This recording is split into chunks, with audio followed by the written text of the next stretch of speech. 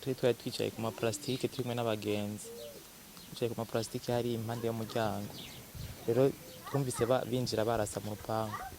isoro za mbere zavuze baca binjira mu rupangu, twiruka twese twinjira mu muryango, twari benshi turagwanira mu muryango, jewe nagize Imana nyene mba mu binjira mu batasigaye inyuma, baca badukurikiza amasoro,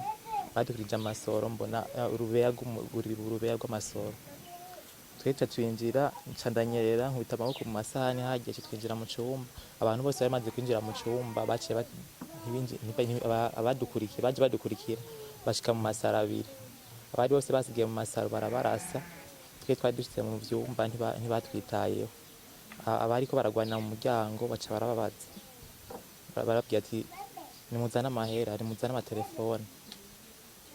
baratubwira ati abagabo bari hehe,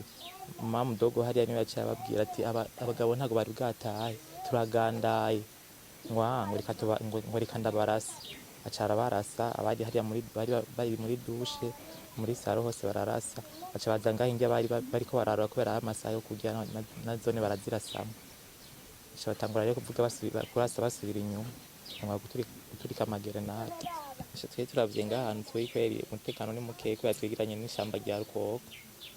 biragoye ko umugwanyi amaze kujabuka mu Rukoko ashitse ngaha agasubira mu Rukoko, biragoye ko n'umusoda wa leta yomukurikira kuko ishamba ni rinini,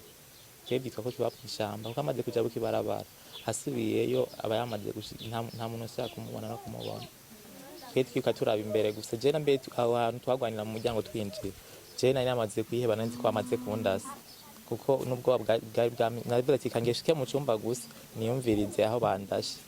gusa ashitse mu cumba numvise nkikomeye, ubwoba bwari bwanaheze. Leta y'u Burundi irateye ivyatsi ico gitero kitagira izina cakorewe bene gihugu bitekaniye, mbere bari basanzwe bibereye mu kigandaro mu mubabaro. Leta y'u Burundi irahojeje imiryango yaburiye abayo muri ico gitero kigayitse, abakomeretse nabo ibipfurije gukira vuba. Leta y'u Burundi irasubiriye kwiyamiriza inyifato y'igihugu c'u Rwanda igihe imyimenyerezo n'ibigwanisho umugwi w'iterabwoba Red Tabara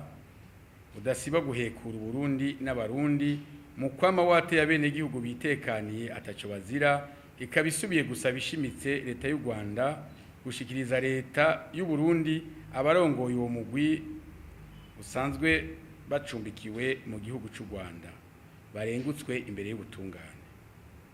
Leta y'u Burundi irongeye kwemeza ko ibandanya gutsimbataza amahoro n'umutekano, ikabisaba amakomite y'umutekano kurushiriza kurikanura abene gihugu bagume bafatanye mu nda, bagira urunani mu ntumbero yo gukinga no gutuza ibitero nk'ivyo,